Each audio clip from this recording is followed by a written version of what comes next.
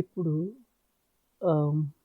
Last వచ్చేసరికి మనం create folder అనేది ఆ యాక్టివిటీ ఎలా వర్క్ అవుతుందో చూసాం అనమాట.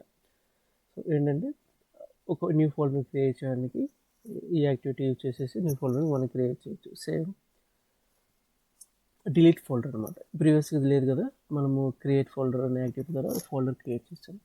సో నెక్స్ట్ వచ్చేసరికి డిలీట్ ఫోల్డర్. సో ఇక్కడ కూడా డిలీట్ ఫోల్డర్ ఉంది కదా, డిలీట్ ఫోల్డర్ సేమ్ అనమాట. డిలీట్ ఫోల్డర్ వచ్చేసరికి పాతే ప్రొవైడ్ చేస్తాం, పాత్ ప్రొవైడ్ చేస్తే సరిపోద్ది. అండ్ బూలియన్ ఉంటుంది అనుకుంటున్నా దీనికి, చూద్దాం.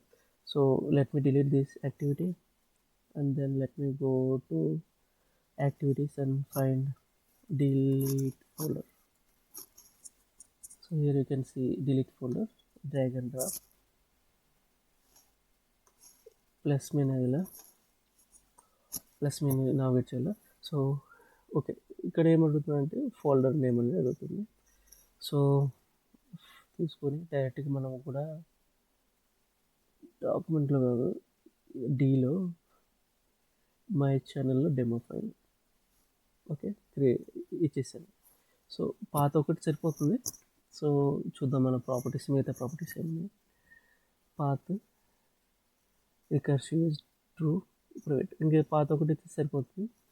సో ఆ ఫైల్ని, ఆ ఫోల్డర్ని డిలీట్ చేస్తాయి అన్నమాట. ఓకే, రన్ చేసి చూద్దాం. Run file. ప్రీవియస్గా ఏంటంటే ఫోల్డర్ ఉంది, సో ఆ ఫోల్డర్ అనేది డిలీట్ అయిపోతుంది. సో ఎగ్జిక్యూషన్ కంప్లీట్ అయింది. చూద్దాం ఈ లొకేషన్, ఒరిజినల్ లొకేషన్ వచ్చి చూద్దాం. సో ఇక్కడ ఏంటంటే ఆ ఫోల్డర్ అనేది లేదనమాట. సో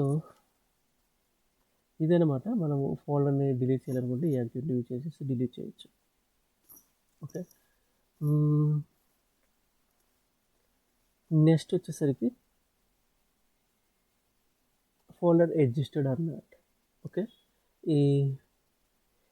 ఈ యొక్క యాక్టివిటీ ఫోల్డర్ అడ్జస్ట్ ఈ యాక్టివిటీ ఎలా వర్క్ అవుతుందో నెక్స్ట్ అనేది మనం నెక్స్ట్ చూద్దాం అనమాట. ఓకే.